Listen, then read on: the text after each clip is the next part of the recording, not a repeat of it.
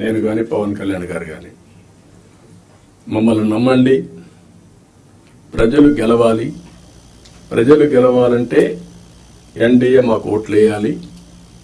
ఈ రాష్ట్రాన్ని పునర్నిర్మాణం చేస్తామని మేము హామీ ఇచ్చాం. పూర్వ వైభవం తీసుకొస్తామని హామీ ఇచ్చాం. ప్రజలు గెలిచారు, మమ్మల్ని గెలిపించారు. కానీ ఈరోజు పునర్నిర్మాణం చేయాలంటే గడిచిన 40 రోజులుగా, అంటే 50 రోజులు అయిపోయింది, ఇంకో 10 రోజుల్లో 60 రోజులు అవుతుంది. కానీ చాలా సమస్యలున్నాయి. ఈ కలెక్టర్స్ కాన్ఫరెన్స్ రాష్ట్ర పునర్నిర్మాణానికి అంకితమైన భావంతో పోవడానికి ఒక దశ దిశ నిర్దేశించే సమావేశంగా ఉంటుంది.